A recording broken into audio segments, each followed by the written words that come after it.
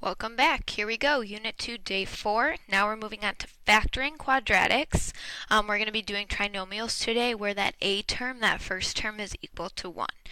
Before we get started, you might have these on your paper or go ahead and just jot them on the side or on the back just for a little practice. The first one is to multiply or distribute that 4 in. So what I want to do is give each piece on the inside that 4. We are multiplying. 4 times x to the third is 4x to the third plus, and then 4 times 3 is 12x squared, and then I have minus 8 times 2 is 8x. Double check to see if you can combine any of these pieces if they're like terms. In this case, you cannot, so that is my final answer. Problem 2, it just says GCF, so that's wanting you to factor out the greatest common factor. So I look at all these pieces and see what number I can take out. Well, I can take a 4 out of each of these terms, and I can also take an x out. Okay, that 4x goes on the outside. 4 goes into 4 once. I have 3 x's on the top. I'm taking 1 away. That leaves me with an x squared. Then I have a plus sign. 4 goes into 12 3 times. 2 x's on the top, 1 on the bottom. That leaves me just with a single x. And then I have a minus sign. 4 goes into 8 twice. 1 x on the top, 1 x on the bottom. Those kind of like cancel out in a way. And you're left with just the 2. I close off my parentheses. That's my last term. And that was practicing taking out the greatest common factor. This 4x is your GCF.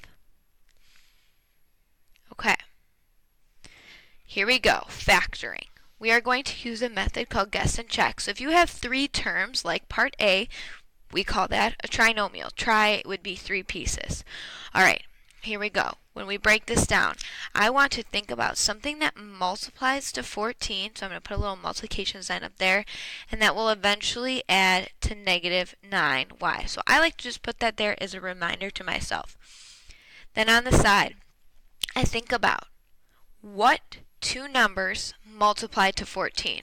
Well, I'm just going to make a list on the side. 14 times 1 gets me to 14. 7 times 2 gets me to 14. And actually, those are my only options. Okay? Then I need to think, which one of these kind of pairs should I use to get me back to that negative 9? Is there any way to order 14 and 1 to get me 9? No. So I cross it off. 7 and 2, however, I could somehow get those to get me that 9. So for right now, I'm going to use those. I'm just going to kind of cross off the bad one, box the good one. I'm going to use those in a second. When I go to split this up, I'm going to separate this into 2 sets of parentheses like so. The reason I put a y and a y here, where I have highlighted yellow, I want something that multiplies to y squared. The only thing that can get me to y squared is y times y. Okay? That's why I have to break it up that way. Then, I want to put in the 7 and the 2 that we talked about. Those are going to be important. Now, this is the tricky part.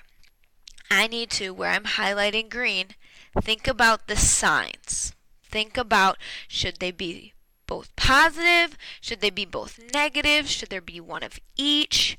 That's what we're trying to figure out. In this case, this is where you might have to guess and check. I'm going to try negative 7 and negative 2. I'm not 100% certain, so I am going to check this problem down below. I'm checking this in purple. What I'm going to do, I'm going to take these middle pieces, negative 7 multiply by y. That gives me negative 7y.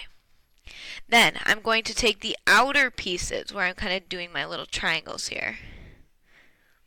Multiply them together.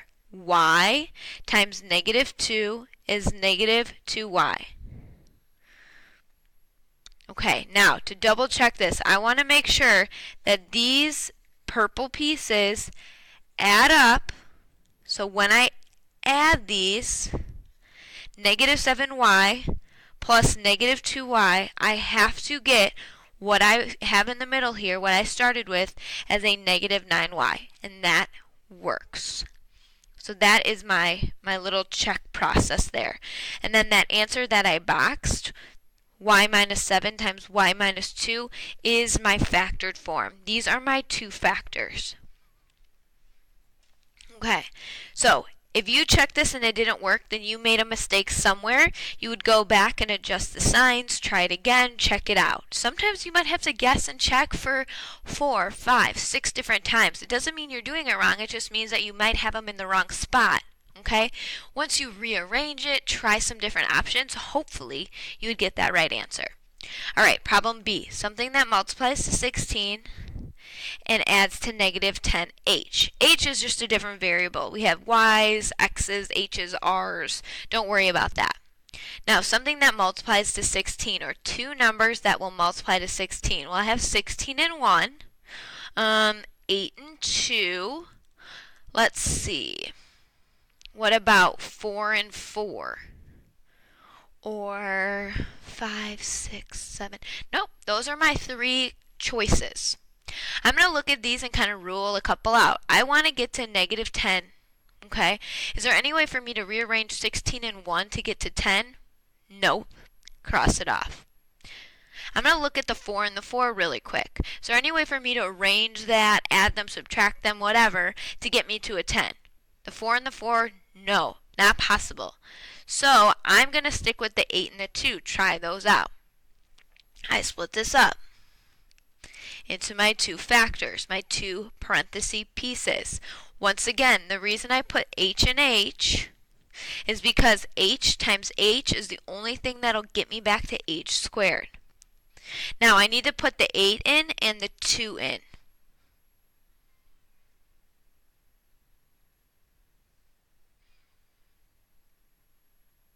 Okay. Now I need to determine, think about, should my signs be positive? Should they be negative? I don't know. I'm going to do a couple guesses and checks so you could see what could possibly happen. And I just had to take a second there and pause and think about, in my head, should they be negative? Should they be positive? And that's why I just took that long pause. I was kind of thinking through it in my head. So if you need to stop and think about this, please do. There's no problem doing that because sometimes these get a little bit difficult. Okay. Again, I'm going to do a ton of different things here, so make sure you're writing with a pencil, okay? Or watch the video and then rewind it and watch me again. Here we go. I'm going to try plus and plus. And I'm going to check these. Let's do pink. 8 times h is 8h. H times 2 is 2h. If I add these up, I have a positive 10h. Is that what we want? Nope, I want a negative 10h. Okay, not good. These plus signs don't work. So here we go. I'm erasing them. I'm going to try a positive 8, a negative 2. Again, just trying my options. I have positive 8h. Then I would have a negative 2h. I add these up. Uh-oh. I get a positive 6h. That doesn't match at all. Not good. Okay, backing up. What I'm going to do is flip-flop the signs. Maybe I need to put the negative first and the positive second. Again, check it out. Maybe not. Negative 8h. Okay, h times 2 is 2h. Add these up, I get negative 6h. That's not what we want either. That's not matching. Okay, dang it. I go back. The only thing I haven't tried is if they're both negative. Let's try that.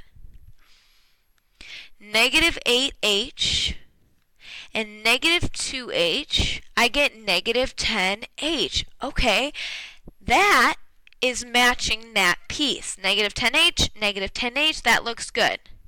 Okay, now here is my problem, and this is really tricky to see.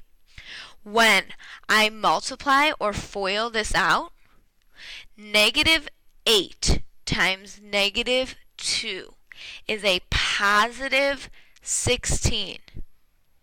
Is that what we have, a positive 16? No. Okay, so I tried all of my options, and my last one I think works, but it doesn't exactly work. Negative 8 times negative 2 does not give me a negative 16. That's no good. If this ever happens, you try every single option. You guess and check like 10 different times, all of the choices, and you still cannot get the right answer, we will come to the conclusion that this is not factorable. This method of factoring does not work. Okay. Couple more problems here. What multiplies to 16 adds to 2. I'm going to move a little bit quicker. I have 16 and 1, 8 and 2, 4 and 4. The only one that's going to work here is the 4 and the 4. I split it up into my two factors. I'm going to put 4 and 4 in, and I'm going to make them both positive.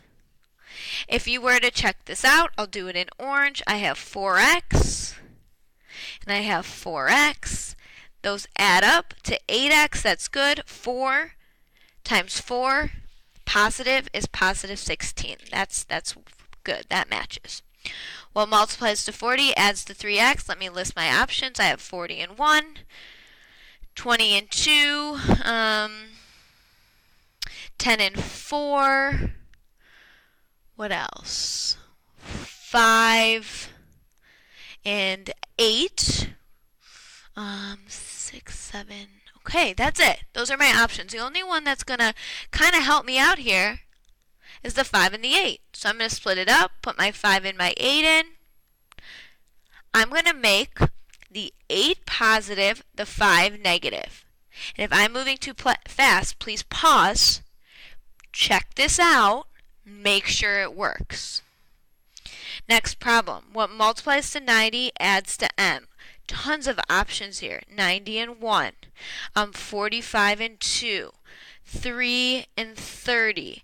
4 would work, 5 would work, 6 would work.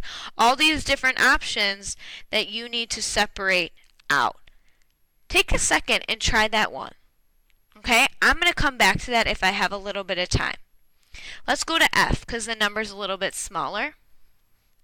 Something that multiplies to 90 gets me to 6. My options are 9 and 1, okay, or 3 and 3. I'm going to use the 3 and the 3. Break it up, two factors, put the 3's in. I'm going to need them both to be negative, okay? Again, check it out, pause the video, see if those would get you the answer you want. The answer you want is to FOIL this out, check it out, and get back to the original.